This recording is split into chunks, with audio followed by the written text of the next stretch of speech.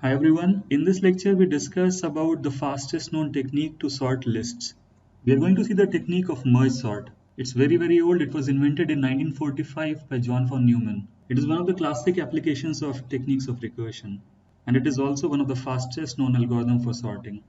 In the sorting problem, we are given a list of integers and we want to return the elements of my list in increasing order. For example, if the input list is 4312565, then the output would be 1234556. For a recursive solution, we need to first of all find the base case. The base case consists of the case when the list has at most one element. In that case, it can be seen that there is nothing to compare against and the list is already sorted. For the recursive step, we are going to divide the list into two parts, roughly equal in length.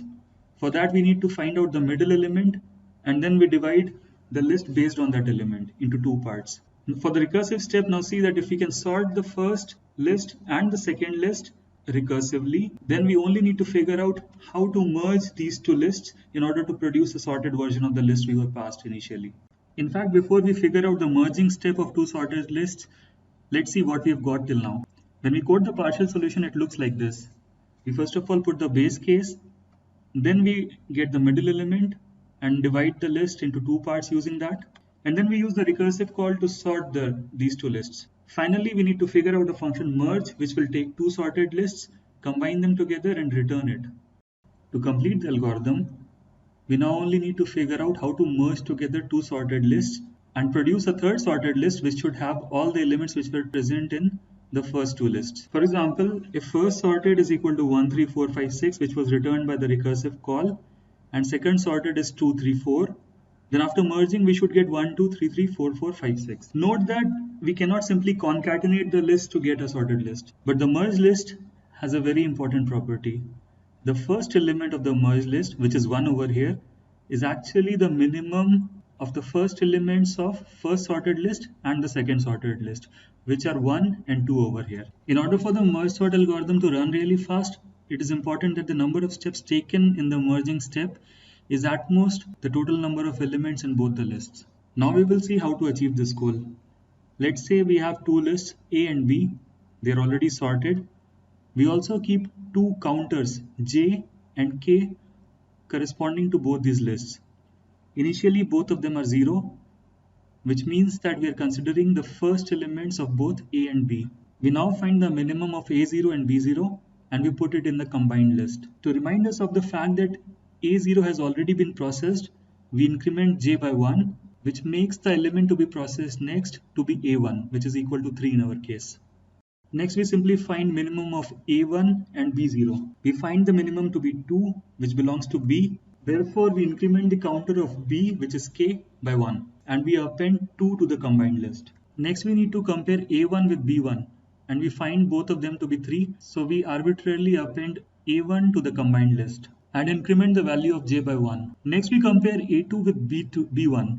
And we find that 3 is less than 4. Therefore, 3 has to go at the end of combined list and we have to append and we have to increment the value of K by 1. And now we find that K is actually equal to the length of B and all the elements of B have been processed. Therefore, the only step which is remaining is to append all the unprocessed elements of A, which are 4, 5 and 6, to the combined list. This completes the process of merging. Finally, we convert the idea of the algorithm into a Python program. So first of all, we put the definition of merge to be a function which takes two lists A and B. We want to output a combined list which is initially empty, and we have two counters A and B corresponding to the lists capital A and capital B. Next, we will run a loop which will go on till one of the lists has been completely processed. So if both the lists have not been processed completely, then we can compare their first unprocessed elements. So if the first unprocessed element of A is less than first unprocessed element of B, we will simply append that element of A to the combined list and increment the counter of A by 1. Similarly, we do the same thing for B. Finally, when we are out of the loop, we have ensured that one of the lists has completely been processed. So if it is the case that A has not been completely processed, then we will append all the unprocessed elements of A to the list combined. We do a similar thing with the list B. Finally, we return the combined list. The full algorithm of merge sort has been nicely illustrated in this image which I have taken from Wikipedia. So over here, the red arrows indicate the process of breaking the list into halves. and the green arrows indicate the process of merging the lists together. So why exactly is merge sort fast? Notice that when we start with a list with n elements and we keep on subdividing the lists into halves, we'll make only log n to the base 2 number of recursive calls. This we have seen in the previous lecture about binary search. Moreover, all the merging operations at a particular level, which has been indicated here in blue, they need total number of n steps because the number of elements at a level is still n. So overall, we need only n into log n many steps. Therefore, the running time of merge sort is proportional to n log n. Thank you for your attention and have a good day.